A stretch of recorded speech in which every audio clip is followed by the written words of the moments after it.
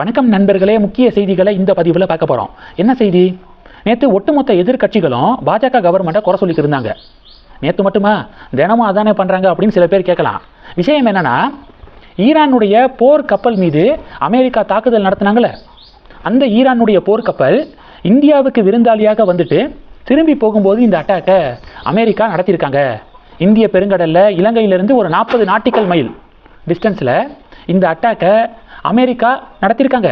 இதற்கு இந்தியா கண்டனம் தெரிவிக்கலையே இப்போ வரைக்கும்.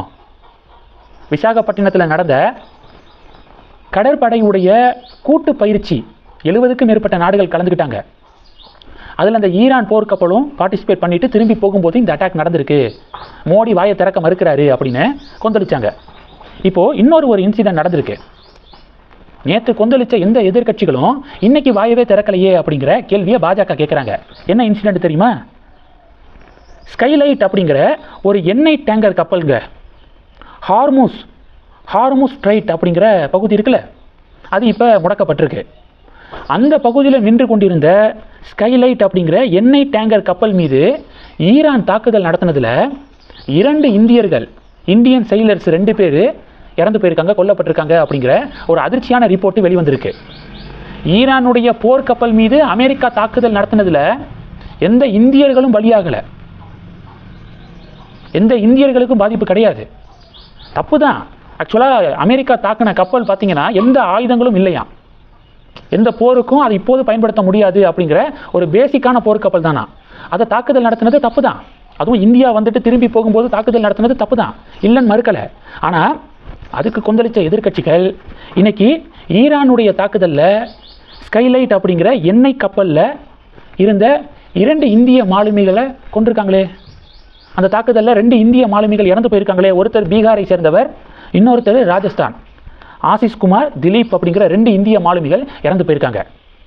இன்னொரு பக்கம் மஸ்கட் பக்கத்தில் நின்று கொண்டிருந்த கப்பல் மீது ஈரான் தாக்குதல் நடத்தியிருக்கு. இந்த தாக்குதலில் தீக்ஷித் சோலாங்கி அப்படிங்கிற மும்பையை சேர்ந்த இந்திய மாலுமி கொல்லப்பட்டிருக்காரு. அப்போது ஈரானுடைய தாக்குதலில் 3 இந்திய மாலுமிகள் அடுத்தடுத்து இறந்து போயிருக்காங்க. இதுக்கும் கண்டனம் தெரிவிக்கணும்ல எதிர்கட்சிகள். நம்ம ஊரில் திமுகவுடைய கூட்டணி கட்சிகள் பேரணி போகிறாங்களே, ஈரானுக்கு ஆதரவாக பேரணி போகிறாங்களே. சரி, இஸ்ரேலையும் அமெரிக்காவையும் கண்டிக்கிறீங்க, ஓகே. அந்த அமெரிக்கா ஈரான் மீது தாக்குதல் நடத்துவதற்கு இராணுவ தளங்களை அமைக்க அனுமதி கொடுத்த வளைகுடா நாடுகளை கண்டிக்க மாட்டீங்களே. வளைகுடா நாடுகளை கண்டிக்கணும்ல, கண்டிக்கிறது இல்லை. அப்போது ஒன் அண்ட் ஒன்லி நடித்தா ஹீரோங்க அப்படிங்கிற மாதிரி ஒன்லி இஸ்ரேலு அமெரிக்காவுக்கு எதிராக மட்டும்தான் வாயை திறக்கிறாங்க திமுகவுடைய கூட்டணி கட்சிகள். இப்போ பாருங்கள், இந்திய அலையன்ஸு 3 இந்திய மாலுமிகள் இறந்து போயிருக்காங்க. இதுக்கு ஒரு சின்ன கண்டனத்தை தெரிவிக்கலை இப்போ வரைக்கும். இது ஒரு பஞ்சாயத்து நடக்குது. இன்னொரு பக்கம் பார்த்தீங்கன்னா, அமெரிக்காவுடைய ட்ரெஸரி செக்ரட்டரி ஸ்காட் பெசன்ட் இருக்காருல்ல, அவர் இன்னைக்கு சமூக வலைதளத்தில் ஒரு பதிவு போட்டிருக்காரு. இந்த ஒற்றை பதிவை எதிர்கட்சிகள் பிடிச்சிக்கிட்டாங்க. என்ன பதிவு போட்டிருக்காருன்னா, மிடில் ஈஸ்டில் பயங்கரமான பிரச்சனைகள் நடந்துக்கு இருக்கிறதுனால ரஷ்யா கிட்டே இருந்து கச்சா எண்ணெயை இந்தியா வாங்க 30 நாட்கள் நாங்கள் அனுமதி தரோம் அப்படின்னு அமெரிக்காவுடைய ட்ரெஸரி செக்ரட்டரி பதிவு போட்டிருக்காரு. இந்திய எதிர்கட்சிகள் எல்லாமே, யாருக்கிட்ட கச்சா எண்ணெய் வாங்கணும் வாங்கக்கூடாதுன்னு முடிவு பண்ணுறது அமெரிக்காவா? அமெரிக்கா 30 நாள் இந்தியாவுக்கு அனுமதி அப்படின்னு சொல்லியிருக்காங்க. இதுதான் இந்தியாவுடைய இறையாண்மையா அப்படின்னு எதிர்கட்சிகள் கொந்தளிக்க ஆரம்பிச்சிட்டாங்க. ஆக்சுவலாக இதை எடுத்தோடனே படிக்கும்போது எனக்கும் அந்த கோபம் வந்துச்சு. இந்தியா அமெரிக்காவை கேட்டால் முடிவெடுக்கணும், அது யார் அவன் சொல்கிறது அப்படின்னு சொல்லிட்டு எனக்கு ஒரு கோபம் வந்துச்சு. அதுக்கப்புறம் தான் ஆய்வு செஞ்சு பார்க்கும்போது இந்த கச்சா எண்ணெய் விவகாரத்தில் அமெரிக்கா அவனுங்க பாட்டுக்கு உளறிக்கு இருக்காங்க அப்படிங்கிறது தெரியுது. ரஷ்யா கிட்டேருந்து நம்ம எப்போதும் போல் கச்சா எண்ணெயை இறக்குமதி செஞ்சுக்கிருக்கோம் தள்ளுபடி விலையில். ஒரு 3 நாளைக்கு முன்னாடி வந்த செய்தி பாருங்கள், பிப்ரவரி மாதம் ரஷ்யா கிட்டேருந்து தான் அதிகமாக கச்சா எண்ணெயை நம்ம இறக்குமதி பண்ணியிருக்கோம் அப்படின்னு ரிப்போர்ட் வந்திருக்கு. 3 நாளைக்கு முன்னாடி ரஷ்யா தான் ஃபஸ்ட்டு, அடுத்து சவுதி அரேபியா இருக்குது, ஈராக் இருக்குது அப்படின்னு சொல்லிட்டு நம்ம நியூஸை பார்க்க முடியுது. உண்மை இப்படி இருக்கும் பட்சத்தில் ட்ரம்ப் பார்த்தீங்கன்னா சும்மா, ஏன்னா உலகத்துக்கே நான் தான் தலைவன் அப்படின்னு சொல்லிட்டு அந்த ஒரு மனநிலையில் ட்ரம்ப் இருக்கார். இந்தியா கிட்ட ரஷ்யா கிட்டேருந்து வாங்கக்கூடாது அப்படின்னு தொடர்ந்து சொல்கிறாரு. நம்ம இந்தியா கேட்க மாட்டேது. நீ யார் சொல்கிறதுக்கு அப்படின்னு மோடி கேட்குறாரு. நாங்கள் யாருக்கிட்ட தள்ளுபடி விலையில் கச்சா எண்ணெய் கிடைக்குதோ அவங்க கிட்டேருந்து வாங்குவோம், நீங்கள் தள்ளுபடி விலையில் கொடுங்க, ரஷ்யாவை விட கம்மியான ரேட்டில் கொடுங்க, உங்கள் கிட்டேருந்து வாங்குகிறோம் அப்படிங்கிறதான் இந்தியாவுடைய நெகோசியேஷன். அந்த வகையில் பார்க்கும்போது இப்போது ரஷ்யாவும் அறிவிச்சிட்டாங்க மிடில் ஈஸ்டில் ஃபுல்லாக பிரச்சனையாக இருக்குது, அதனால ஹார்மூஸ் நீரிணையும் இப்போ வந்து மூடப்பட்டிருக்கு, அதனால இந்தியாவுக்கு தேவையான கச்சா எண்ணெயை நாங்கள் எக்ஸ்ட்ரா சப்ளை பண்ண ரெடியாக இருக்கோம் அப்படின்னு ரஷ்யா சொல்லிட்டாங்க. இந்தியா டெஃபினட்டாக மேலும் தள்ளுபடி விலையில் ரஷ்யா கிட்ட இருந்து கச்சா எண்ணெயை வாங்க போகிறாங்க. இது நடந்துருச்சுன்னா ட்ரம்ப்புடைய ஃபேஸ் வேல்யூ பார்த்தீங்கன்னா ஃபுல்லாக டேமேஜ் ஆயிரும்.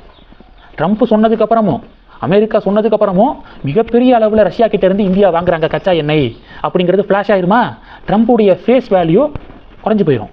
இதை சமாளிக்கிறதுக்காக யார் கேட்க போகிறா, சும்மா சோசியல் மீடியா பதிவு தானே அப்படின்னு ஒரு உருட்டுவோம் அப்படின்னு அமெரிக்காவுடைய ட்ரெஷரி செக்ரட்டரி பதிவிட்டிருக்காரு அப்படிங்கிற தகவல்கள் உறுதியாக கிடைக்குது. இதை உண்மைன்னு எடுத்து வச்சுக்கிட்டு இங்கே எதிர்க்கட்சிகள் பாலிடிக்ஸ் பண்ணிக்கிருக்காங்க. இது 2. அடுத்தது தமிழக அரசியலில் ஒரே ஒரு சின்ன செய்தியை பார்த்துட்டு இந்த பதிவை முடிக்கலாம்.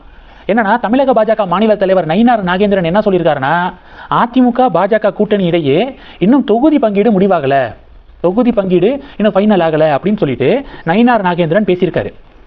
பாஜக தொண்டர்கள் அதிருப்தி தெரிவிக்கிறாங்க. இதெல்லாம் ஒரு பெருமையா? திமுக காங்கிரஸே தொகுதி பங்கீடை முடிச்சிட்டாங்க, ஒப்பந்தத்தை ஃபைனல் பண்ணிட்டாங்க, இன்னும் அதிமுகவுடனான கூட்டணியில் இன்னும் பேசிக்கிட்டே இருக்கீங்க. எல்லுன்னு சொன்னால் என்னையா வந்து நிற்க வேண்டாமா?